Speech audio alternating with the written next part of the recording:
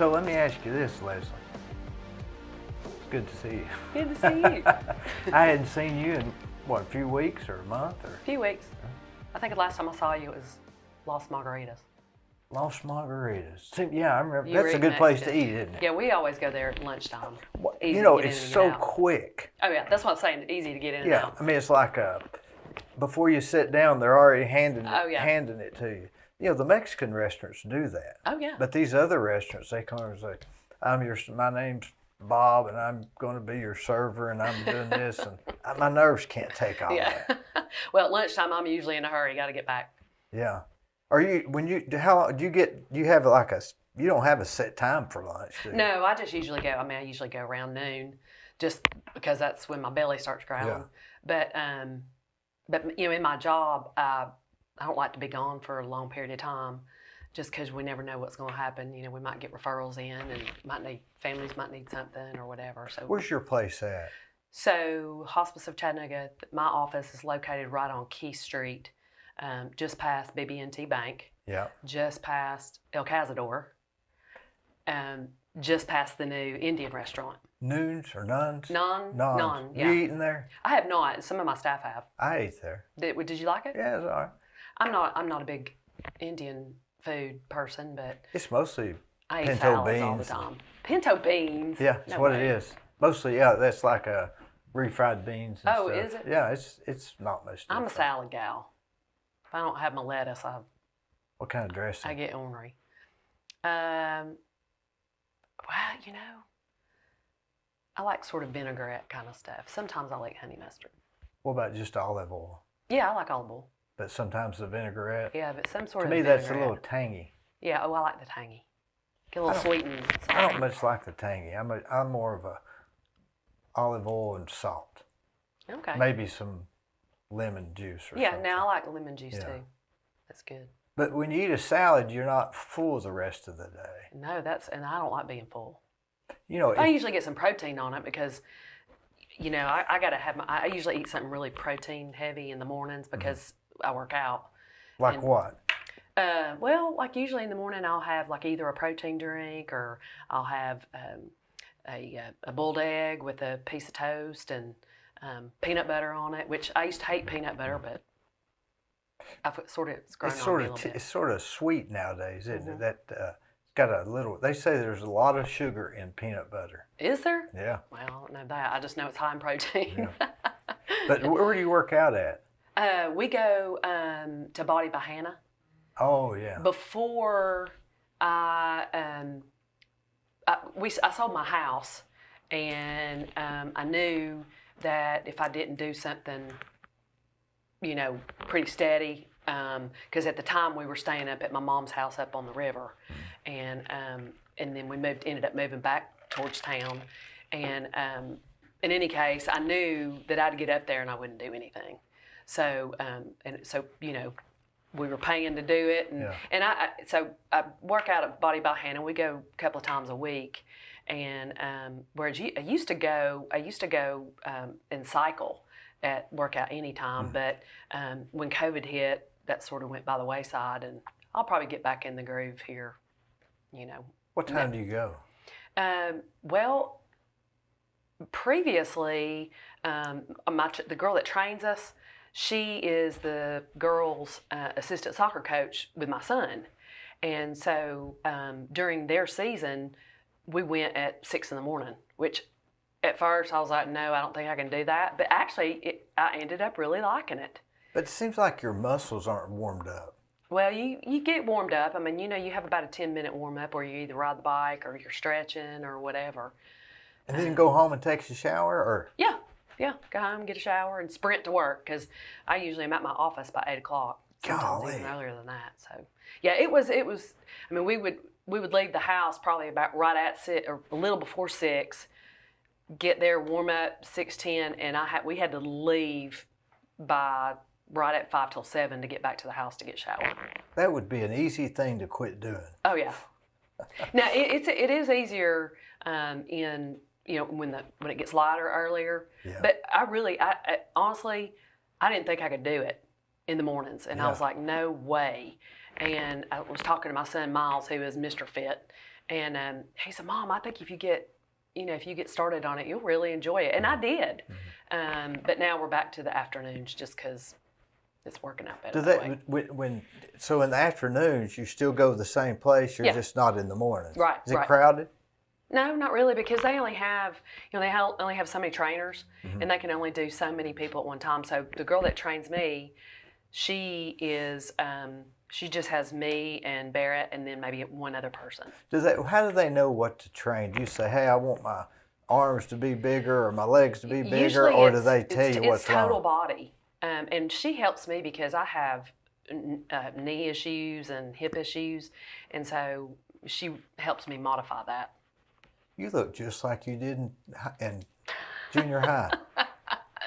Well, a little bit different.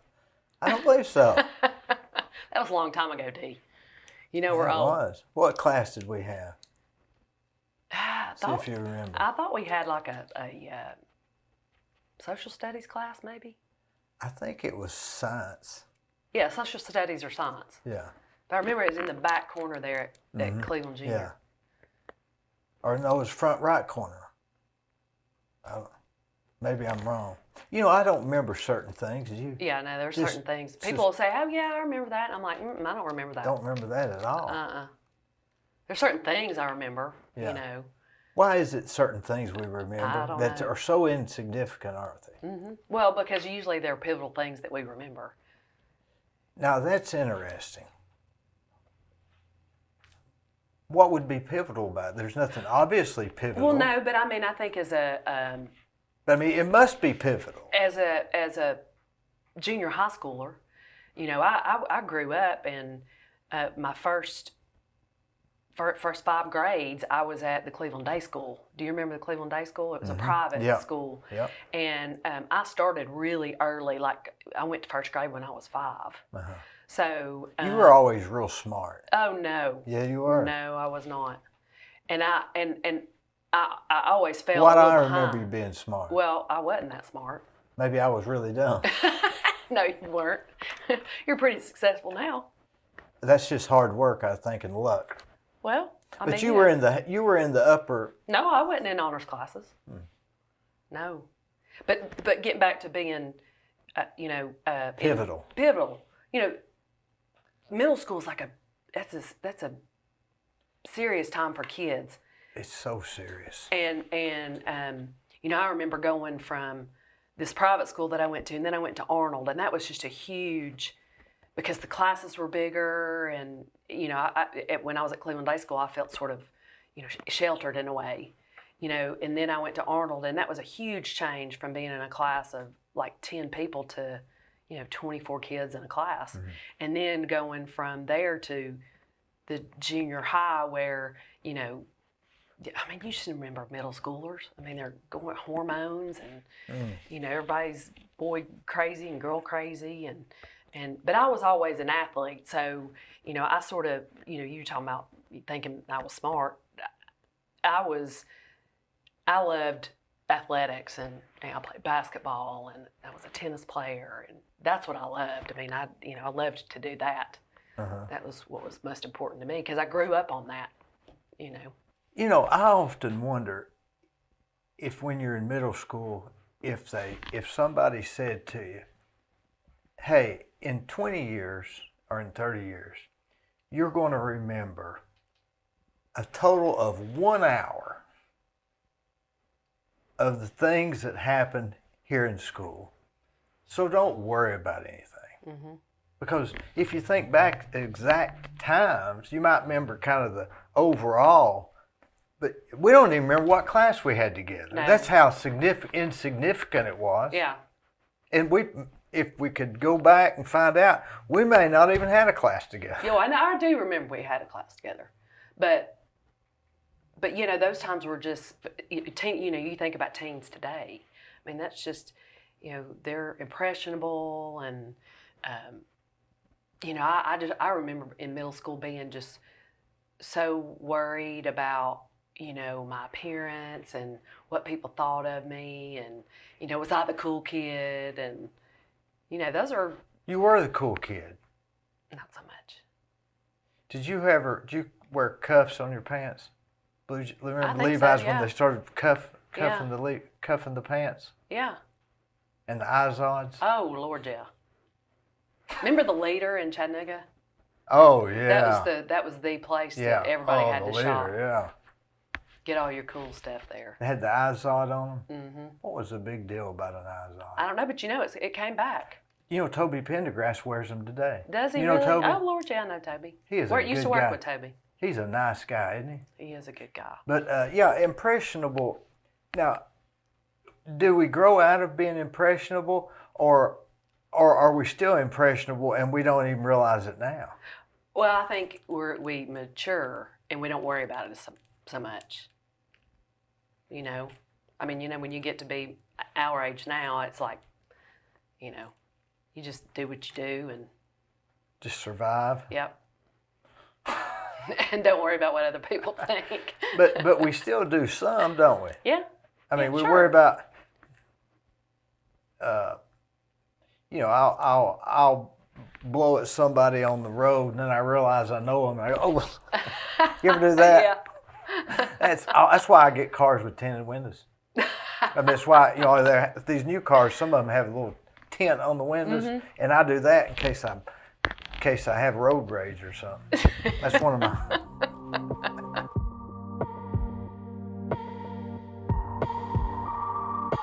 Let me tell you about Capstar Bank. They're located in Nashville, Hendersonville, Gallatin, Athens, Madisonville, Sweetwater, Etowah, and in Cleveland at 950 25th Street and 3855 North Ocoee Street. I've used them. I like them. Give them a try. They're no problem.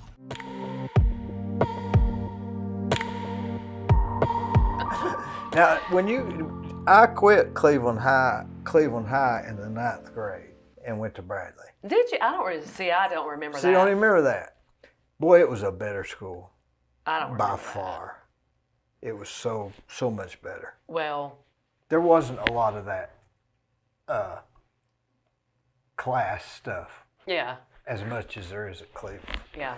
But when you're that age, you're so impressionable that it's almost criminal to put people in those situations where they can be impressioned so easily. Well, I think, you know, just growing up, you worried about things. I mean, you know, I worried about what I wore, and you know, I was always, I had super short hair, and I always felt like I looked like a boy. A little more curly, right? Yeah, and I remember, I'll never forget playing in a tennis tournament, and you know, and you're talking about pivotal things and things that stick in your mind, and I'll never forget. I'd played in a tennis match up here it was the old day school, but it was the First Baptist. Yep. By the speed humps. Yeah, the center there, and I remember I had one match, and then my mom came, and at that time I think I was maybe in the 9th grade or a sophomore or whatever, and I wasn't driving yet, and so my mom came and picked me up, and I ran into Cook's to get some Gatorade. And I remember I was going down one of the little aisles, and this elderly couple were standing there, and the little lady said, "Honey, let the little boy by." And they were talking about me. God. And I was like, oh, man, you talk about just crushing my self-esteem. But it was because I had the short hair, and, you know, I came in, I was in a pair of shorts, and I was sweaty from, you know, so they probably thought I was a boy because it wasn't typical for girls to be, you know. Wasn't that the era that the ice skater had short hair? Yeah, it was. That was sort of the thing. Yeah, that's exactly right. What was her name? Dorothy Hamill. Dorothy Hamill, yep. Yep. Loved Dorothy Hamill. Yeah. Whatever happened to her?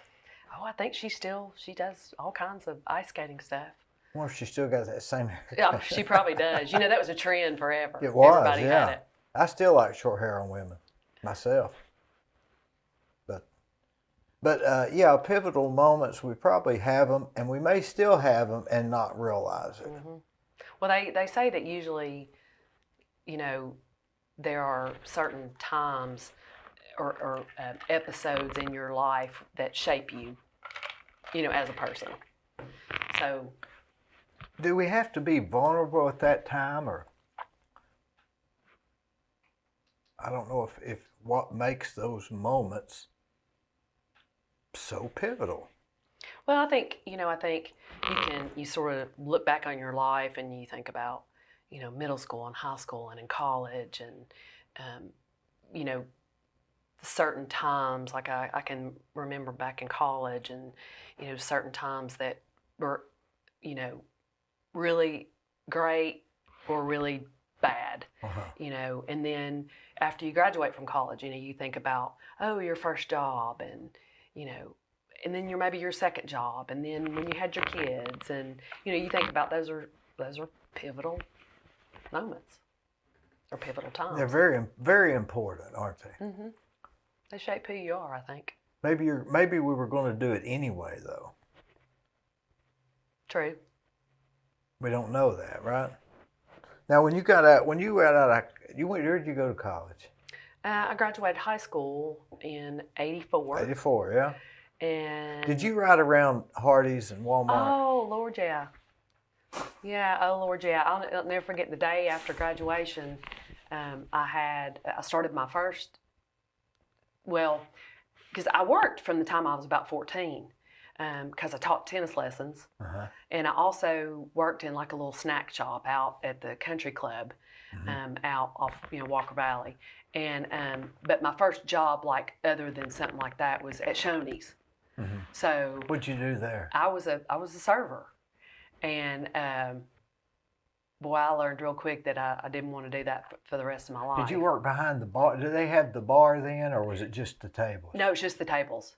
Because I remember when we went to high school, they had the bar there. Yeah, that was it. Like when you first walked in, there was a little bar, and then you walked in the back, and the tables. I worked in the back, and talk about certain memories that stick out. I'll never forget, and it was when they had a lot of the softball tournaments and stuff here in town, and this huge group came in, and it was all guy softball players, and at Shoney's you couldn't take a tray and set it down. You had to serve it from the tray. Mm-hmm. And I'll never forget, I had about 6 plates on the tray, and I got to that last one and it tipped, and this guy's just hit the floor upside down, and I was mortified. I was like, oh my gosh, I'm so sorry. And that was probably the biggest tip I'd ever gotten. I think I got a $10 tip, because I know the guy felt horrible, for me, and he was like, it's okay. I don't see you as a server. No. I went back to teaching tennis. That wasn't your thing. What made you think that was your thing? Well, because 2 of my good friends were going to work there, and we thought it'd be cool to all work together. Who were they? Jenny Chase. I remember. Do you remember Jenny Chase? She was a server? Yep. And Sandy Ormby. I remember Sandy. She married Paige Newman. Yeah. We all Sandy married Tim Ellis, right? Is that right? No, that was Donna Bandy. Donna Bandy, married Tim Ellis. And ironically, Donna Bandy, her daughter, and my son Miles were great friends, and Caroline, my niece, they all were really good friends. All. What are the odds of that? I know, isn't that crazy? Jenny Chase, I haven't heard that name in years. She lives out close to the airport now. She does. Yeah, her parents live out there. I ride by her house, and she'll be outside sometime, and I don't even wave because I've got my helmet on, and she wouldn't know who I am anyway. But one day I said, "Hey, Jenny," I bet she freaked out. She probably did. No, were you on a bicycle or on a bicycle? Okay, bicycle. Yeah, so she could hear me. Oh yeah. And I just said, "Hey, Jenny." I bet she thought she still don't know who I was. She probably freaked out. Yeah. I see her on occasion. I bet I wouldn't know her if I seen her. Yeah, you would. She looks just the same. She's just same. You look about the same as anybody I know that I went to school with. No. You're not close enough, so you can't see all the wrinkles. You don't have any wrinkles? Yeah, I do. Where? Here and around my eyes. There's no wrinkles there. There's not one. You're pointing at nothing. I guess it's good genes. I guess it is. Good genes. Where'd you go to college then? So when I graduated from Cleveland, I went to UTC. Uh-huh. And ironically, when I got down there, that spring I really missed playing tennis. I missed it so bad. And so I went and I asked them if I could just, hit around with them. And the coach was like, sure, yeah, And so, but I learned real quick that, I probably wasn't going to get to play. And so anyway, but I still, played just for fun, just as a hobby. And I was a pretty good player. And well, the next year, one of the tennis players reached out to me and she said, hey, I'm graduating early and we've got to have another player on the team. And she said, would you come back out?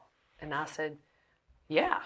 So I ended up going back out, and that year, that was my sophomore year, I walked on and ended up winning the Southern Conference. Is that right? It was pivotal moments, that was huge for me.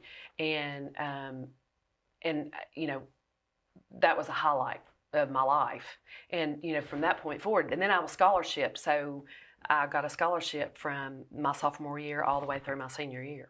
All because that girl told you she was graduating early, and they needed an additional player on the team.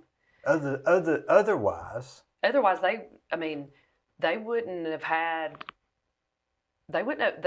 have been able to compete in the Southern Conference because they would have that position. Yeah.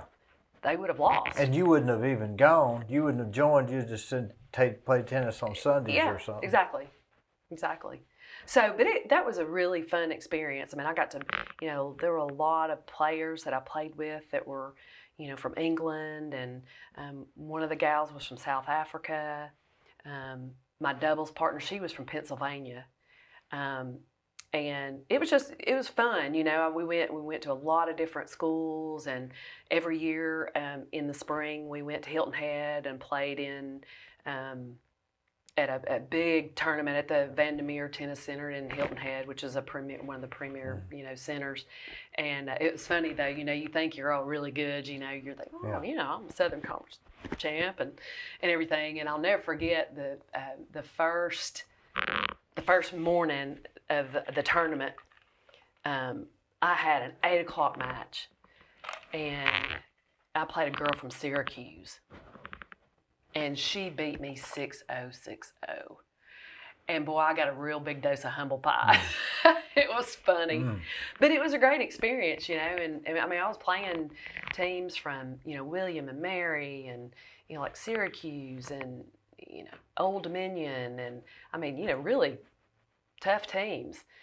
It was really cool. Now the people that do that in the big, what's the big tennis thing every year? They're about Wimbledon. Is that what they call it? Wimbledon and the U.S. Open and so Australian to be Open. one of those people, you have to start at 2 years old and play tennis every day, at 10 hours a day. That's got to be your life. That's all you got to do is train.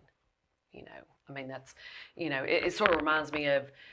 People would say, "Oh, well, you're a Southern Conference champion," and but I was realistic. I wasn't. I knew I was never going to be, a U.S. Open tennis player. Because I did play a lot. Maybe you didn't care about it that much. Well, I just think you realize your talent. It reminds me of my son.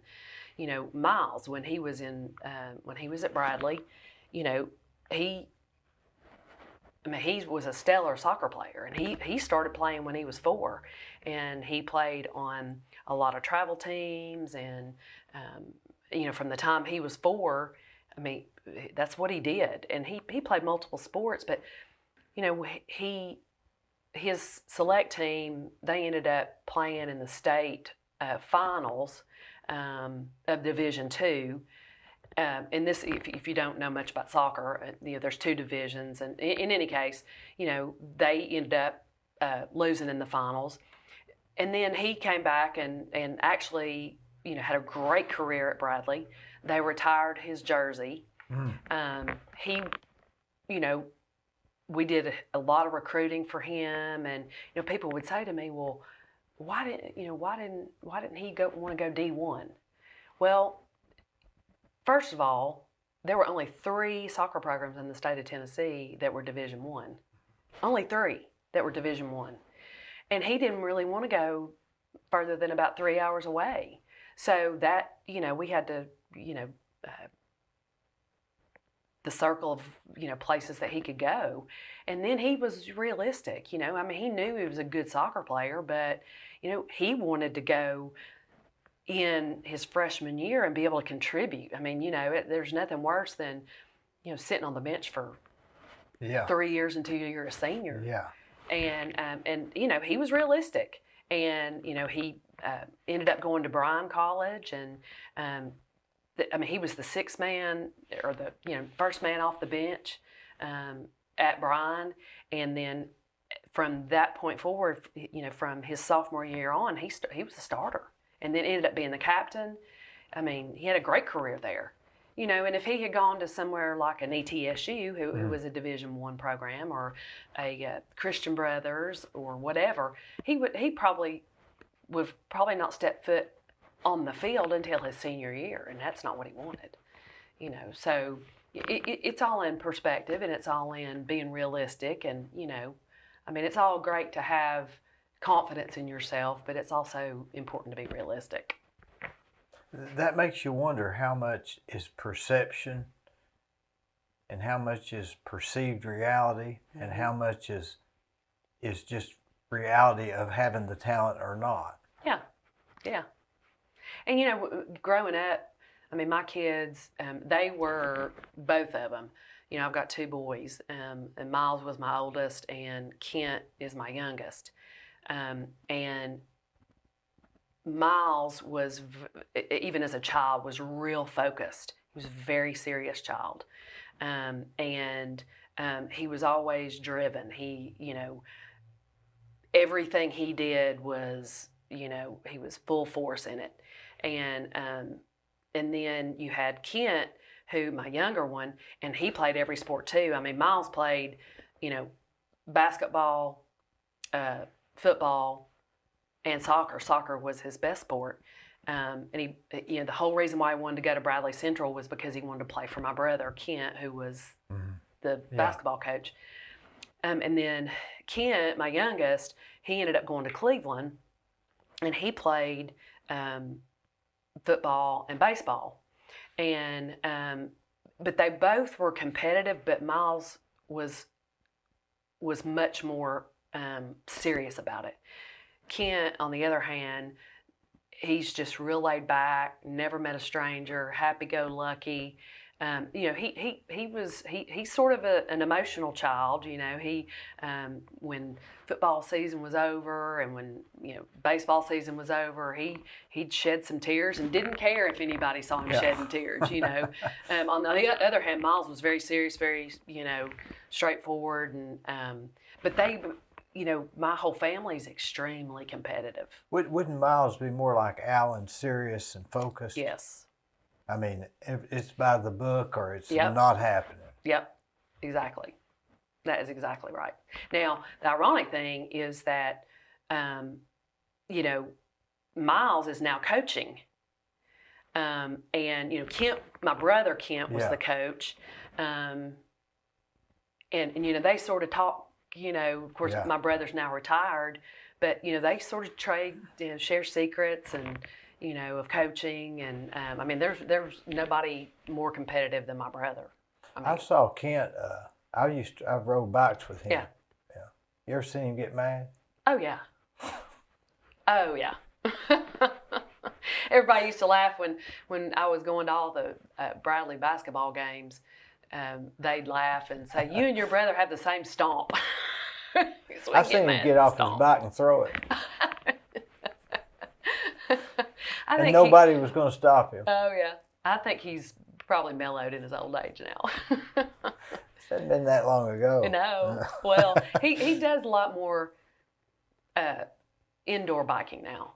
He does. When Barrett and I first started dating, of course, Barrett knew Kent, and they knew each other through cycling. Yeah, that's right, because Barrett cycled. Right. I cycled with Tim Waldrop, and Tim Waldrop was Kent's best friend, right? Oh yeah. But they were doing some cycling outdoors, and Kent just got to the point where he was cycling at the house, inside, and and Barrett and I actually cycled some, and and I loved it. Well, it's the most addictive thing I've ever done. I loved it, but I have to admit, one time, we went out for a ride, and I told him I was good for about 18 miles, 18 to 20 miles. But man, those last 4 miles, I was dying. And I got irritated at Barrett one day. I said, I told you I only wanted to ride 20 miles. Yeah. Because I was just dying those last 4. But were you clipped in? Oh, yeah. Yeah, really, and I didn't really think it was that hard. But I was nervous because I had my second knee surgery. Yeah. And so I was real nervous that I might fall. And I'll never forget one time, I can't remember what the road was. I think it may have been out Rabbit Valley Road. Yeah, that's where he used to ride. And we went up this hill, and we were coming down towards Big Creek that goes down this way? I think that's they call it the other side of the wall or something like that. It's steep. Yeah, so anyway, we were going up this hill, and Barrett was in front. And he said, you got it. Like there wasn't any traffic coming. Yeah. And then all of a sudden I heard a truck. And I thought, oh my gosh. And I got to the top of the hill, and I couldn't get clipped out. And I just went, bam. And I think the guy, that was coming up to the stop sign, he stopped and he said, hey, are you okay? And I said, I'm fine. I was more embarrassed than anything. And he said, don't worry about it. I've done it a time or two myself. But I was embarrassed. I was just like, and of course, we were probably 20 miles in. Yeah. And man, I was, my whole, your You're whole out of body's energy shaking, anyway. And I couldn't hardly get back up on my bike and get clipped in and everything. And I was just like, I just wanted that truck to go. I was like, please just go so you don't see me trying to get back up on this bike. Yeah, it's almost more embarrassing than. Oh yeah. I was thoroughly embarrassed. But sports are good to stay. Would you rather cycle or go work out? Well, if you had the time. So, I really enjoyed cycling, but I had my second knee surgery about 7 years ago, and about a year and a half ago, I started having hip issues. And it's called a hip impingement, and it's from repetitive motion. It was from that cycling. Is that right? So now I work out because my trainer can modify it, and she knows what I can do and what I can't do. But at some point, I'm probably going to have to do something with my knee because it's. But why work out at all? We're just trying to live longer? Well, just because it makes me feel good. It's a stress reliever for me, and I've got a stressful job. Working for Hospice of Chattanooga, I'm dealing with, now I'm in a management role. And don't you run it pretty much, the one in here? Yeah, I'm the program director for the office here in Cleveland. And I've been in that role for 6 years. Prior to that, I was with Hospice of Chattanooga, but I was a marketing liaison, so I covered like 6 counties. And called on physicians and facilities like nursing homes and assisted livings, and I loved that. But after 6 years of driving 6 counties, it's a little bit overwhelming. What are the counties? Well, so at that time I covered Bradley County, Polk County, McMinn County, Ray County, part of Hamilton County, and Bledsoe County. Bledsoe, yeah. So, going over to Bledsoe County, I enjoyed the drive some, but man, driving that. And you lose the time change. Yeah, the time changes. You have to think about that. Yeah. And you can't do anything else that day if you're going to Jasper. No. Mm-mm. But I enjoyed that. But then at the time we had a new administrator, and she came on, and actually I had gotten another offer from another hospice, and I was just ready for a change. I was ready for a pivot. A pivotal moment. Yeah. And so I ended up. Our new administrator was decentralizing and making all of our offices sort of little individual businesses. And she said, I want you to stay and I want you to be my program director for the Cleveland office because you're born and raised here, you know everybody. And I do love, what I do. I mean, hospice, I think, is a tremendous benefit. And there's such a misconception out there about it. And so, when she asked me if I would take over that role, I said, sure. And it's been challenging. I've got 34 employees. And, there's always Drama. Oh, well, there's just, I'm a people pleaser and I like to make everybody happy, and Yeah. you're never going to make everybody happy. And, but our team in Cleveland is phenomenal.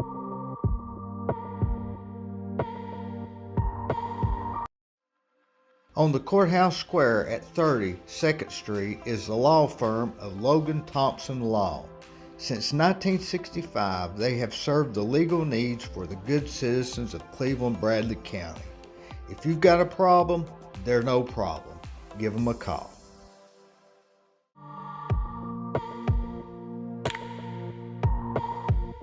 "34 employees in the Cleveland Hospice." Yes. See, I would have thought there was 5. No, we have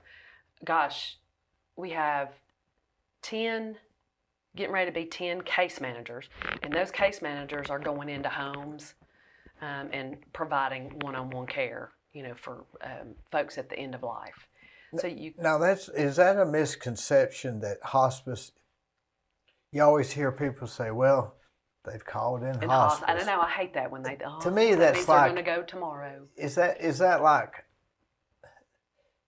I'm like you. I hate that term. Yeah. It's like, oh, that's it. Well, but that's not. Is that always it? So here's the thing: we're all going to die.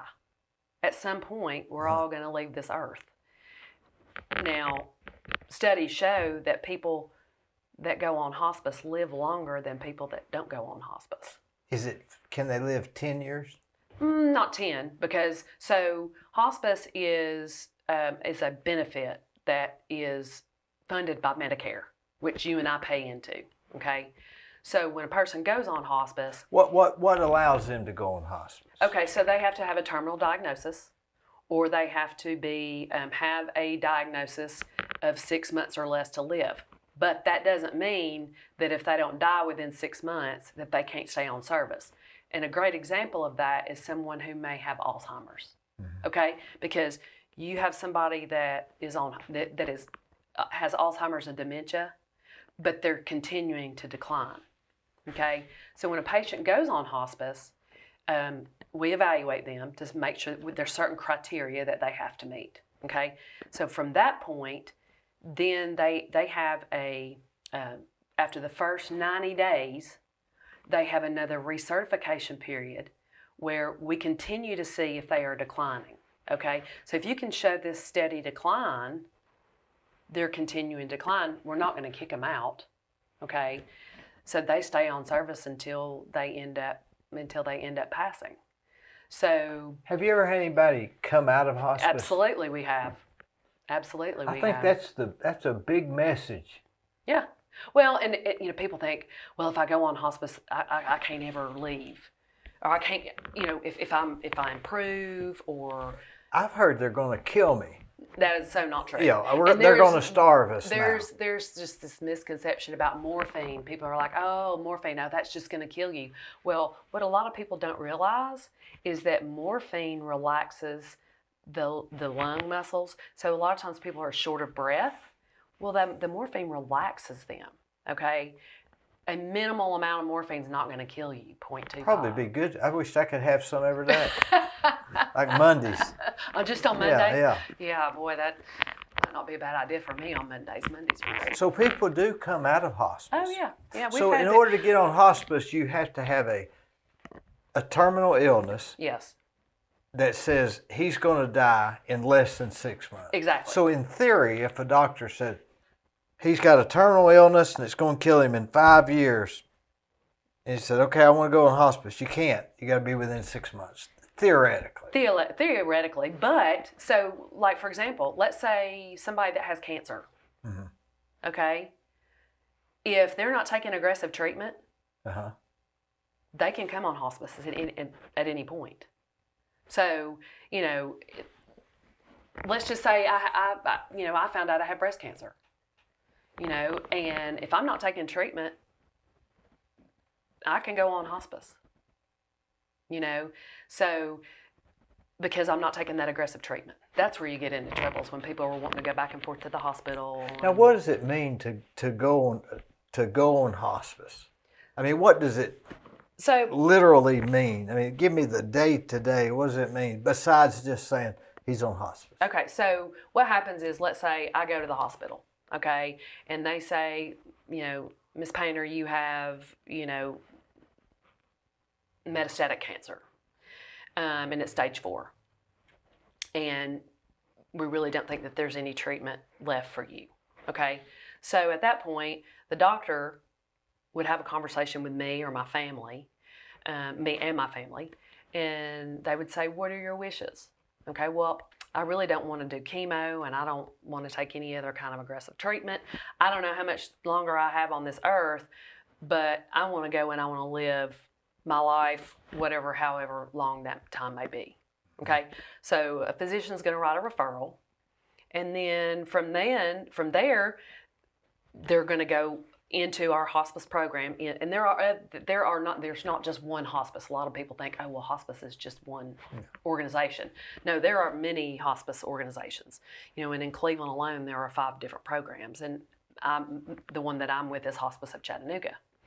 And so, but what all is involved in hospice is, if you've got a team of interdisciplinary folks, okay, you have a nurse, you have aides, nursing aides, you have a social worker, you have a chaplain, you have volunteers, and you have a physician. And basically, you don't have to go back and forth to the doctor's offices. We are managing their care at home. Does that make sense? Boy, that's a benefit to the family. And we pay into that. And there's just such this huge misconception about that. And not only is that interdisciplinary team covered by Medicare, so let's say patients need medical equipment. They need a hospital bed or a walker or a bedside commode or whatever. Okay, all that's going to be covered under that benefit. They don't pay a dime, not a dime for it. Supplies. So a lot of folks who, are at the end of life, they need diapers or wipes or pads that go on the bed. All that's covered. So it is a huge benefit, and especially for, like, my dad was on hospice. That was, almost 10 years. Well, it was 10 years ago, and that was really when I first started working for hospice, and I felt so led to work in this industry. And then my dad got sick, and I thought, well, this is why. I can be this resource for my family, and it's not only support for that patient, it's support for the family too, because you've got all these resources. And that's what I love so much about now being in my job, because Dee, there's not a week that goes by that I don't have somebody that calls me and says, I know you work for hospice.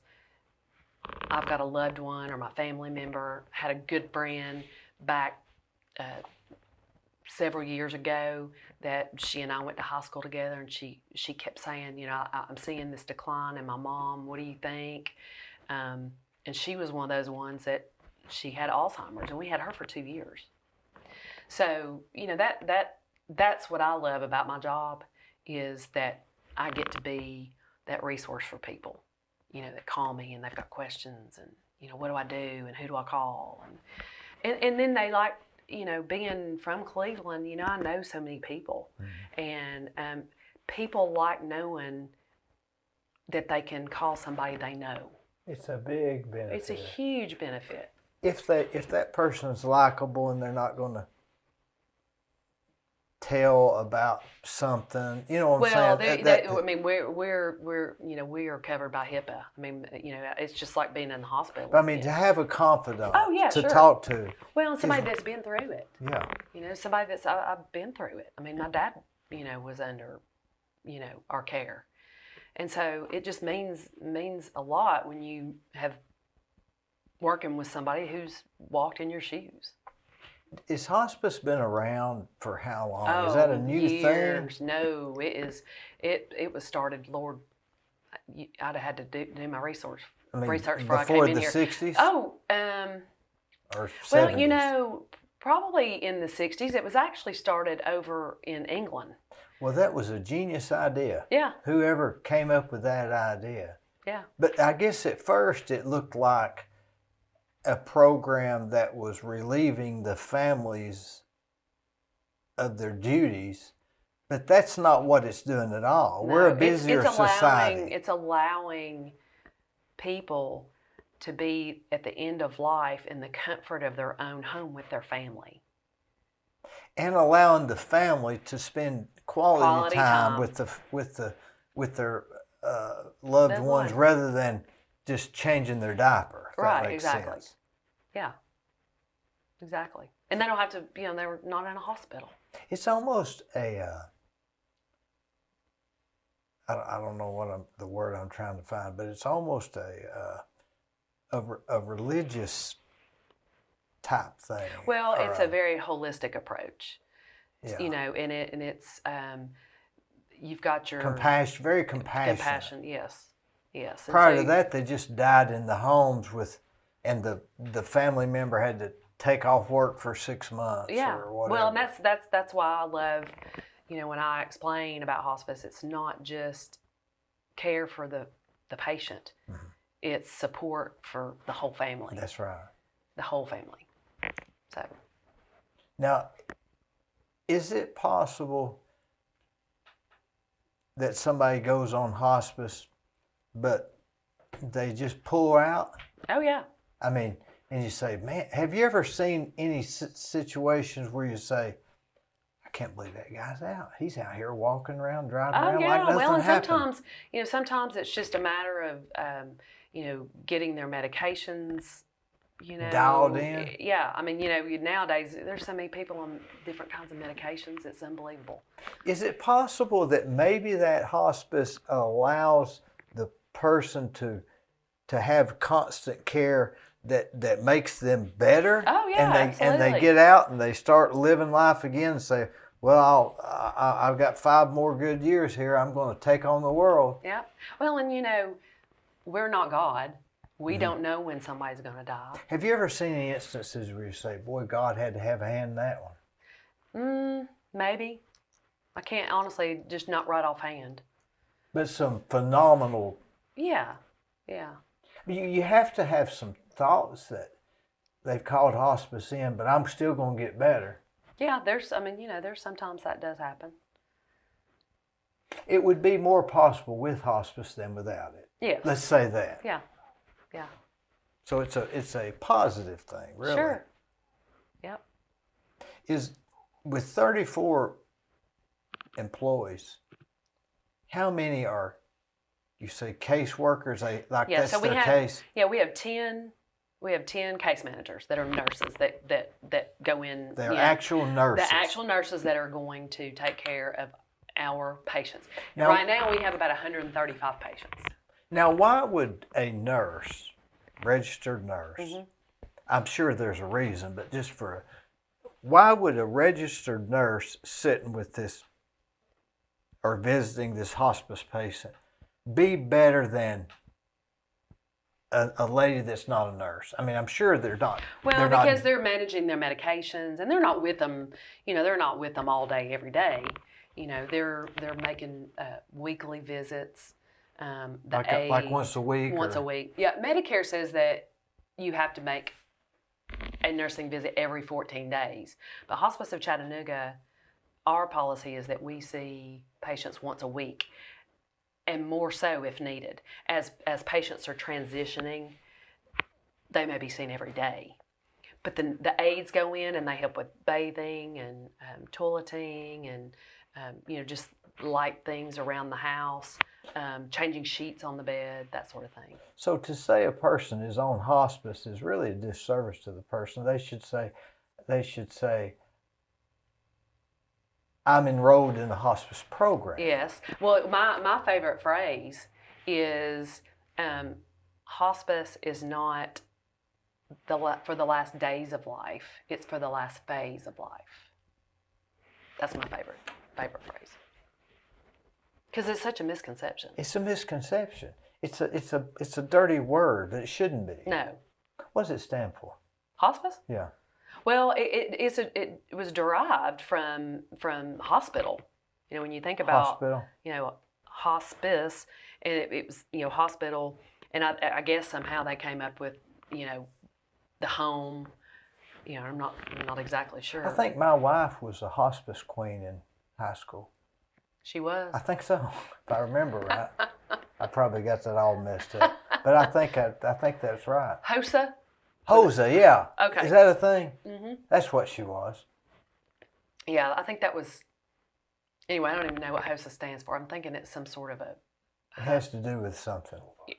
Health occupation. Health occupation. Thank you, Gwen. Yeah. Schools of America. Yeah. We're so glad we have I guess somebody. that's where you get the nurses. Now, a nurse, say you're 135 patients right now. Not patients. Enrollees. Yeah. 135 enrollees. 10 people. Mm-hmm. That's in theory, that's 13 people. So they would have to see about 2 a day, 5 days a week. They usually see about 4 a day. Because some people are needing more than... So, no, typically, so you think about a day, 8 hours in a working day. So usually up to 2 hours a visit. Yeah, and getting there and getting back. You don't want to rush out like you're meeting them but for the average, lunch. I would say that the average visit is about an hour. Sometimes it may be less because they may not need as much, But normally the nurse will go in and do a head-to-toe assessment, check their vitals, check their medications, and make sure that their medications are all, in their planners. Will the nurse change the sheets? No, the CNA would. So the CNA goes at another visit? Yes. So that's 2 visits they're getting theoretically in a week. And they're getting a visit from the chaplain. The chaplain's going to go in if they want to and, pray with them, read scripture, sing a hymn. They're there for the spiritual support. How many? We have 2 chaplains. Are they paid or volunteers? No, they're paid. And then we have 2 social workers. Do they go also? Yep. So they're getting All a visit the from the nurse, the CNA, the chaplain, and the social. They're getting 4 hours a week, hour and a half apiece. Mm-hmm. Now, the social worker doesn't go every week, but if the family wants them, they do. And they could. Oh, yeah. Especially, the spiritual support. A lot of the families really enjoy that spiritual support. You got to have something to hang on to. Yeah. Hospice is such a great concept. Do you think that some of these people, in your, from what you've seen, does attitude make them live longer? I do think that is a very important part because I think, a lot of times patients will, they may just say,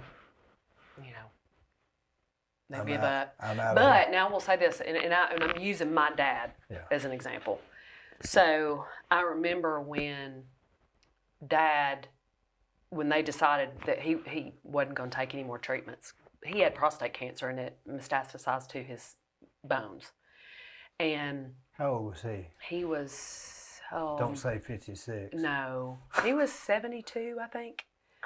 Yeah, he was young, fairly young. I can't remember if he was 72 or 74. Anyway, my mom would be mad at me that I didn't remember that. But we met as a family, and the good thing as a family was that we were all on the same page. We knew what Daddy wanted. We knew that this was his decision. And we wanted to be supportive of his decision.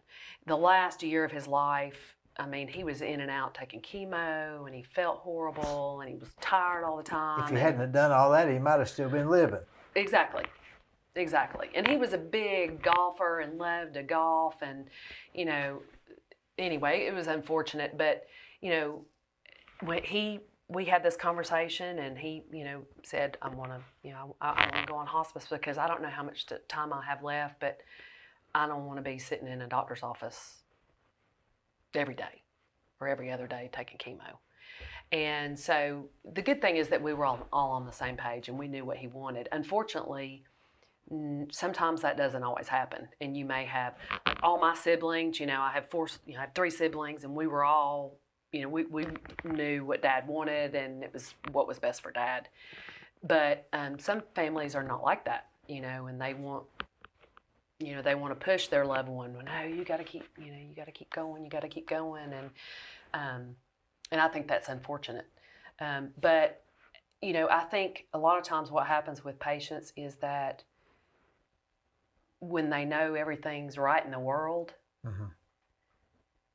then I think they know it's okay for them to go. Because I think a lot of times, if there's spiritual issues, or if they think that, mama's not going to be taken care of, or, my sister, if she, if so-and-so still in prison or whatever. Yeah, exactly. They're, they will hang on to that. At church they'll say, and as a kid growing up, they'd always say, so-and-so died, they died peacefully in their home. I always thought, why they say they died peacefully at home? But now as I get older, I say, boy, that's a great thing to die peacefully at home. Well, because, when you have diseases like cancer, especially cancer, it's painful, because you've got this cancer that's eating away at your bones. And that was the one thing with my dad. He, when we talked to him at that time, when he made that decision that he just would prefer not to take any more treatments, I said, Dad, what's your biggest fear? And he said, I don't want to be in pain. And so we weren't going to let that happen, and, while I know there's a huge, huge, huge opioid crisis out there, and a drug problem in our, in our world, in our nation, these medications allow it's got its place. A person to pass peacefully. My barber that cut my hair for years, I won't say his name, he got colon cancer or something. And he said, I'm not going to take anything.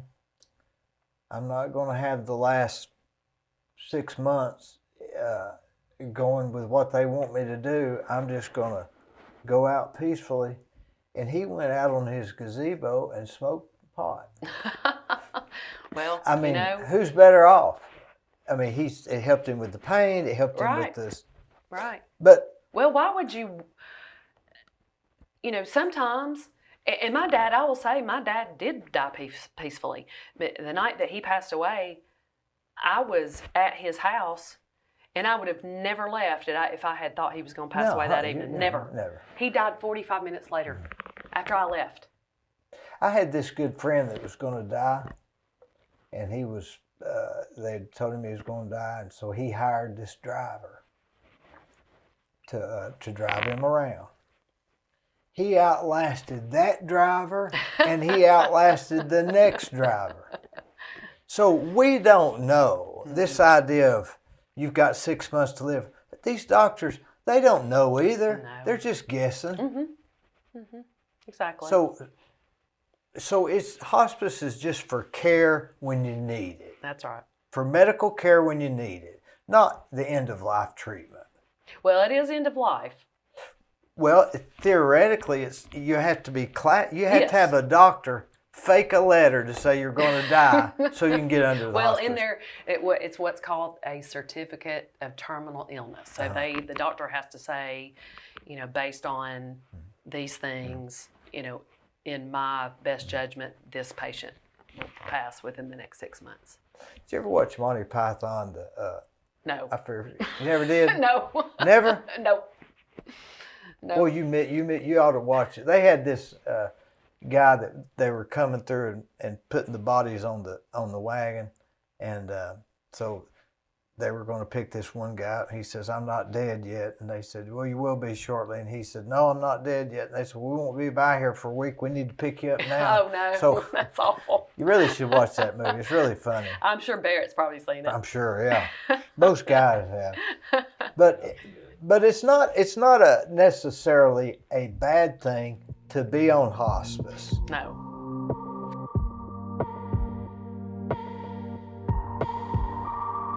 Let me tell you about Gobbles Automotive.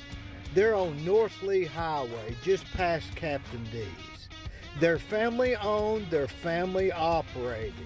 My whole family uses it. They've stood the test of time. They will do you a good job. Give them a try. They're no problem.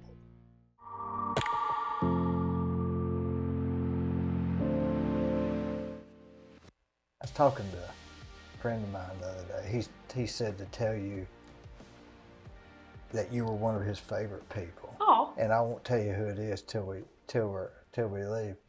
But he said you were Miss Clemmer's Yes. great Niece. All right, so let's do that. Miss Clemmer was a Bradley High School teacher forever. Yes. And she was the Assistant principal. And she was the sister of. She was the sister of my dad's mom. Which was? Frances Smith.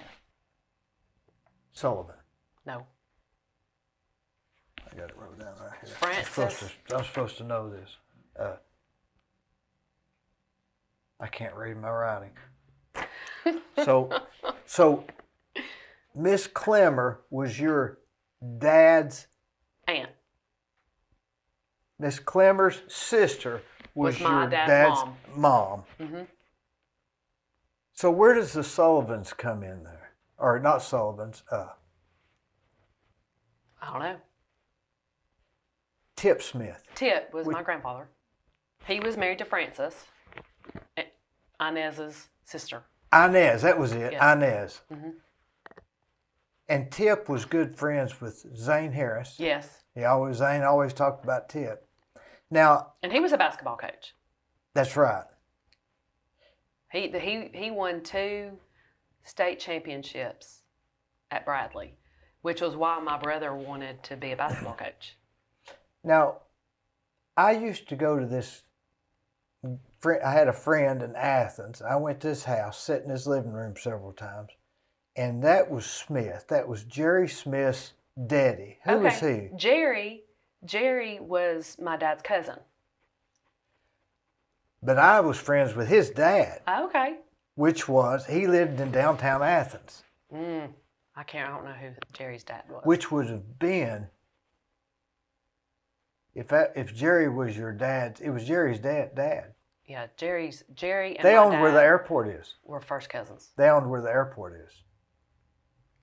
The new Cleveland Airport. Okay. So Miss Clemmer was your great aunt, and your mother's last name was what? Miles. Miles. Boy, it's a small world. That's how Miles got his name. My son Miles. That's right. So my mom's dad moved here to Tennessee from Minneapolis, Minnesota, back in the 50s. And the company that he worked for wanted him to start American Uniform Company, which is where my dad was eventually. So my grandfather started American Uniform. The company that he worked for started American Uniform. And then he worked there for... Is that where Roger Hanger worked? Yeah. How's that connected? So Roger and my grandfather somehow were connected. I think maybe he hired Roger's daddy. Okay, possibly. Do you know Roger? Oh, yeah. I like him, don't you? I do. He's smart. Yeah. Do you know he was like a bobsledder? I did not know that. You name it and he's done it. Wow. Stockbroker. He's real smart.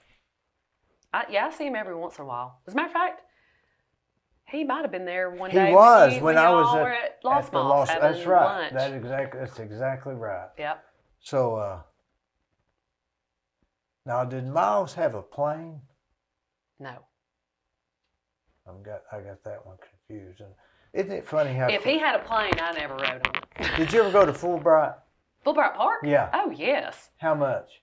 Oh, all the time. We lived there. It's didn't funny because we just went and cleaned out some of my storage unit, cleaning out and getting furniture moved into our house. And I pulled out this picture and I showed it to Barrett and I said, look at this picture. I said, you're going to recognize some people in here. And there were all kinds of people in the picture that he saw. And there was a picture of me. And he goes, this must have been in your tomboy years. And I had on an athletics baseball uniform. Were you playing for the Athletics? They wouldn't let me play. I wanted to play baseball and they wouldn't let me play, so they let me be the bat girl. Back then they didn't let girls play. I think Melissa Price was the first girl they let play. You remember her? No, I don't, but I was mad because I wanted to play. I'd have been good too. You would have been. Did you go there like 2 or 3 nights a week? Oh my gosh, and we lived there. I mean, Did you ever drink a suicide? Oh yeah. But it's not there anymore. I know. That's the Greenway The Park. green, yeah, and that bank. Yeah. When you graduated high school, do you remember the songs that were out then? What songs what songs take you back? Well, I remember Prince. Oh yeah, I got more speeding tickets from Prince than Purple anything. Rain, and I mean, golly bum. He was big then. If you listen to his song while you're driving, you're gonna get a speeding ticket. Oh yeah. Let's Go Crazy. I love that. Even my kids, loved that song when they were growing up. Red Corvette. Oh yeah. But Bruce Springsteen was big. I never was a big Bruce Springsteen. Oh, I was a big Bruce Springsteen. How about REO Speedway? Oh yeah. Oh yeah. But yeah, those are the ones I can remember. I wasn't really. How about Loverboy? Oh, I loved Loverboy. Who was better, Loverboy or REO Speedwagon? That's a tough one, isn't it? I'd say Loverboy. Why? I don't know. I just like their music better. I don't know. I think that was I think maybe Loverboy was maybe more this region or something. Maybe. I don't know. But now it's like, he was where more are they colorful. He had wore the bandana on his head. Remember that? Yeah, oh yeah. The slick leather But jacket. then when I got into college, it was U2 and REM. Those were the big. Oh, REM, yeah. Those were the big ones. Yeah, and that guy, I can't think of his name. That was the parachute pants and stuff like that. I never had a pair of them. Did you? No. But I was laughing the other day. I was talking to a girl. I was at a wedding yesterday, and we were talking about when she got married in the 80s, and my first marriage, that was back in the 80s, and I had the big, huge, poofy sleeves, and everybody's hair was huge, and I've got curly hair, and pads on the shoulders, yes, right? Oh yeah, shoulder pads, and the girls used to tease their bangs up. Oh yeah, we had huge hair. Yeah. So, it was the hair bands they called them. But we're not even that old. We're just in the 50s is the new 40s. Exactly. So we don't need to think we're old, right? Right. Well, I saw something the other day that I laughed about. It said the 50s, the 50s are the new 40s, and the that's for the old people. It's the 30s for us. Midnight's the new, or 9 a.m. or 9 p.m. is the new midnight. They say when you get in your 70s, sexy's being able to see at night. That's funny. Or drive in the dark, I guess. Oh, he's sexy. Oh, what does it mean? Well, he can drive at night. Drive at night. That's funny. But I ride bikes, and this one guy's 72, and he rides with us, and he just got a tattoo lately on his calf, and I think, man, that's really encouraging. It's not, but now if we were to listen to modern music today, would they think we was being immature? Or we just... Well, I don't know. When Miles and Kent were in high school, of course, I was always carpooling the kids somewhere. We were going to basketball games or. So you had to listen. So I had to listen to them because and so I stayed up on the tunes for a period of time. But I just soon listened to. And now I know how my parents felt. Now I just soon listen to something easy going, which is why I like to listen to. Steve Hartline's show or his station. Yeah. Because it's, But you don't like any modern music now? Not so much the rap stuff. Dua Lipa? Now, I thought that the Super Bowl show was good. Yeah. The halftime show. How about Dua Lipa? You heard of her? No. She's singing a song with Elton John now. You Oh, heard okay. it? All right. Yeah. I know who that is. Well, it's a good song. Yeah, isn't that it? is a good song. It's bringing the old with the new. Exactly. And I mean, Elton John's classic. How old would he be? I don't know. 75? You'd have to Google 80, that. 75 or 80? You'd have to Google that. But we can't act old. So No. people in hospice, the ones that, in other words, how much does attitude help the physical? Oh, I think it helps tremendously. It's got to play a part, doesn't Yeah. it? Well, and that's why you asked me why I work out. Well, I want to try to stay as healthy as long as I can. Would you listen to music while you're working out? Oh, yeah. What do you listen The to? louder, the better. What do you listen to? Well, so at Body by Hannah, they've got whatever playing, but it's always something upbeat. But now, when I was a runner, oh, man, I loved to listen to Thunderstruck. Oh, yeah. AC/DC. Oh, yeah. That just always I could put my earbuds in. And Back in the Fast Lane by the yeah. Eagles. Oh, man. Yeah. But I always liked listening to... Kiss. Yeah. No, not Kiss so much. Not Kiss so much. But I loved Darius Rucker. And, oh, gosh. What was the name of his band? Hootie and the Blowfish. I never was a Hootie and the Blowfish Oh, fan. man. I like Darius Rucker's voice. That must be a woman thing. Well, I just like that deep part. Raspy. Yeah. Now, you don't go by Leslie Smith now. See, I know you as Leslie Smith. Yeah, well, when I was married to my first husband, I was Leslie Smith Christian. But then my ex-husband married a Leslie. And so I bet that messes him up. I went by Leslie Smith Christian because people would get confused. And so then when Barrett and I got married, it was real easy to change my name. But I didn't want to change my name because of my boys, back when. Yeah. A woman has to change her name. That's a big step. Mm-hmm. I didn't want my boys to think that I didn't want their name, So, yeah, that could be taken the wrong way, couldn't it? Yeah. Yeah, I don't know why why a woman has to change her name, her last name for her husband. Why can't you still be two individuals? You can. I have a good friend who's still by her.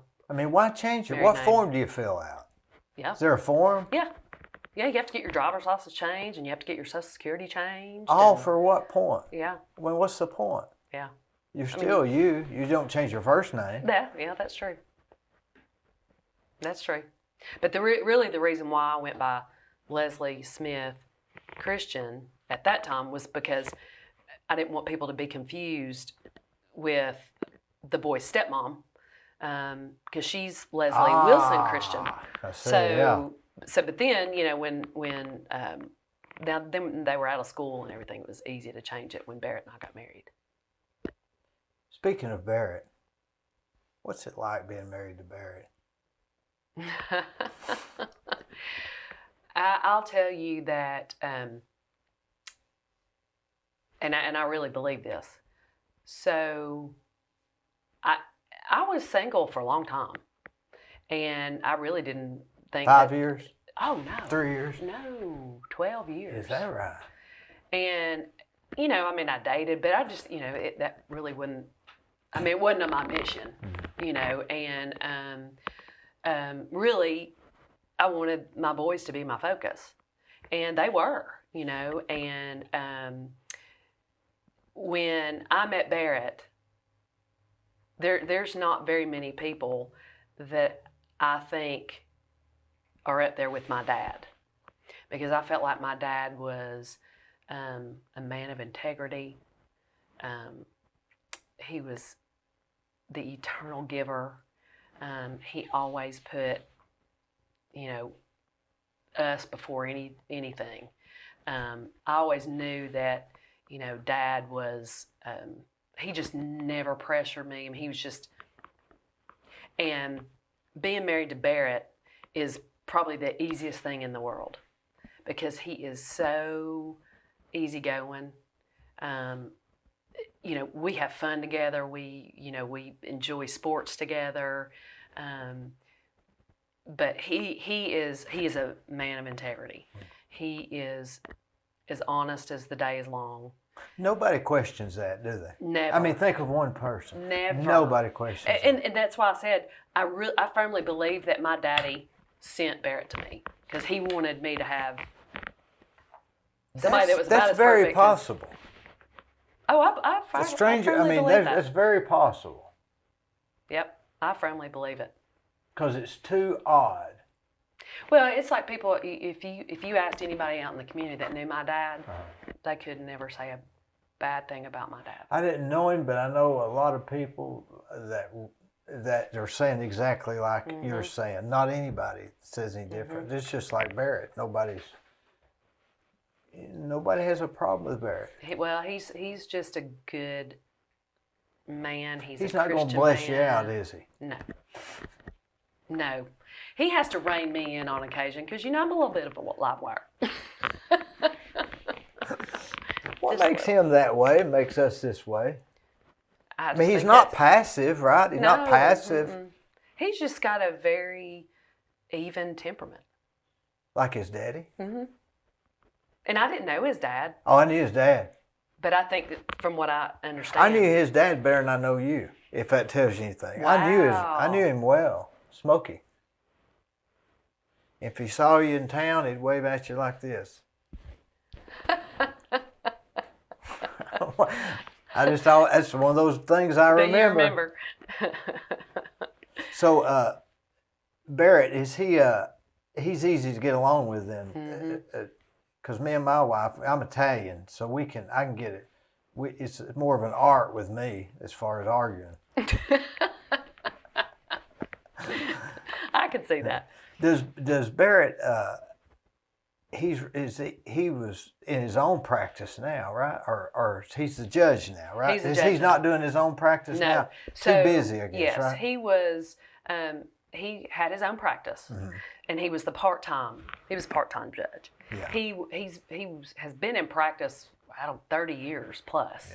Yeah. And he decided to open his own practice, and then Dan Swafford retired early, and so he had planned to run for the Sessions juvenile judge position, and had talked to Dan Swafford, just said, hey, when your term is up, I'm planning to run for your position.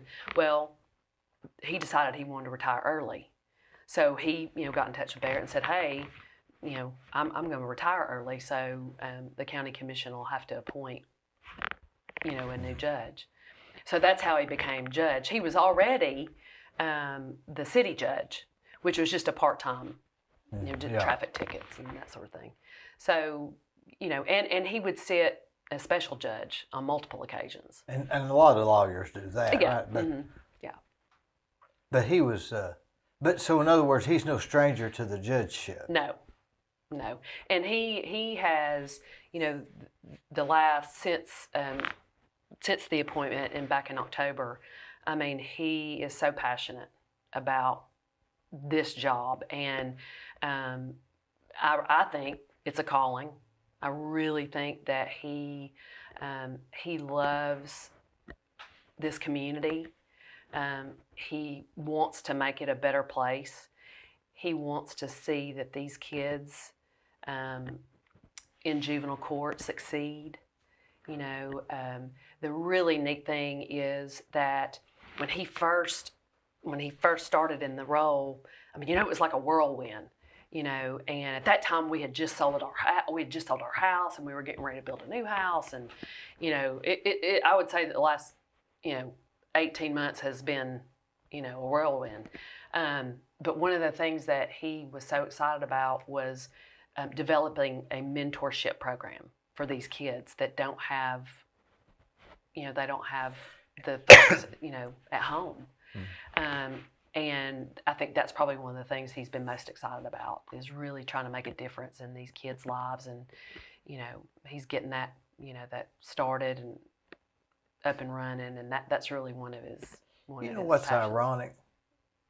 That you and him both have gotten into roles. It's what he's doing with the mentor program is similar to the hospice. Did you see the similarities? Well, it's it's helping people in different phases of their lives. In different phases, in a certain, Well, had you ever thought of that? Or no. I was thinking about that today, and I was just thinking about, when I went to college, and did I think, oh wow, I really want to go back and make a difference in my community. But now, when I started working for hospice, I hope that I'm making a difference in this community, because I love this community. As a kid, you probably thought, oh, Cleveland, I don't want to stay here. But when I graduated from college, I wanted to come back here. And my whole family's here. My mom is here, both my brothers, their kids. My sister's here. My sister teaches at Bradley. And I love that. To me, there's nothing greater than family. And so Barrett is making a huge difference in one aspect of our community, and I feel like that phase of their life. Exactly. And I'm doing what I do in this phase of life. And neither one of them were necessarily planned out. It just evolved, right? Well, I think that Barrett had a very strong, I think that this is what he eventually wanted to do. It was almost written in the stars with him. Yeah, I think so, yeah. Yeah, for sure. And, I think mine sort of evolved, and I love the part of my job being able to feel like I'm helping people. When families call me, or, when a classmate calls me and says, hey, I know you work for hospice. I bet you're really good at the day-to-day organizing the business end of it. Well, I try. I like to think I am. I'm very organized. I've got a lot of energy. We've had some changes. Are you organized in your personal life too? Not as much. You OCD? But I'll be honest with you.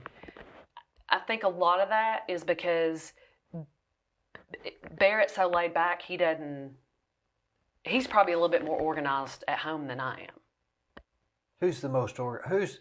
Who keeps their drawers with their socks in it the neatest? Oh, Barrett. For sure. He's got all his clothes nice and neat, Does does the shirt collars all face the same direction and everything? I'd have to think about that, but I'm going to say yeah. Is he got a little OCD? Who's more OCD, you or him? Probably him. Wonder where he got that. I don't know. Probably from being an attorney. Because you got to be, got to be organized, and you got to be prepared. And he loves his suits. He's a neat guy, that's for sure. I'm his campaign manager too. I thought Eddie Cartwright was his campaign manager. No, Eddie's his treasurer, right? No, my brother's his treasurer. Oh, that's right. What does Eddie do? Eddie's on his committee. Oh, yeah. Yeah. That can't hurt him, can he? No. Eddie's wonderful. I love Eddie Cartwright. He's up there with my dad. I texted him this morning, and he didn't text me back. Well, then you He texted back and said, I'm at church. Oh, okay. I thought, see, I don't even take my phone into church. You don't take your phone to church? No. How come? Because I want to be totally focused on Jesus. You don't turn the volume down? No, I just leave it in the car. You go to First Baptist? Mm-hmm. Love First Baptist. I got lunch with them Tuesday. No, Wednesday. No, Tuesday. Meeting Bart. Oh, Bart Walker. Yeah. Yeah, you'll love Bart. And of course, I love Jeff Levengood. I've known Jeff forever. Well, we have, hadn't we? Known of him. You know, I asked him to come here, and he said he couldn't. Well, you have to get him another time. That's crazy, isn't it? Well, Because he's got a lot to talk about, doesn't he? Oh my gosh. I mean, think about it. If there's anybody that's got a lot to talk about, it's John Loving. Jeff. John well, was he his makes brother. me cry all the time because he had a heart attack. Yeah, I'll make him cry. Oh my gosh! To hear him tell the story. Well, I'd called him a few months after that, and so it might have been due to that. Yeah. You know. Yeah. But what about John? Who went to school with him? I never knew John much. And I guess the reason that I knew Jeff was because Jeff dated Rachel, his now wife, and she was a big tennis player. So we used to play tennis all the time together.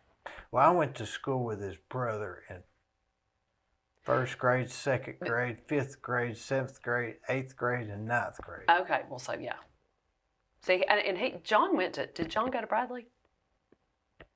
No, John went to Cleveland. Okay. Yeah. See, I didn't know I remember when their dad died, passed away. Well, I remember that too. Because we were playing at Fulbright. He was a coach, I think. Oh my gosh. But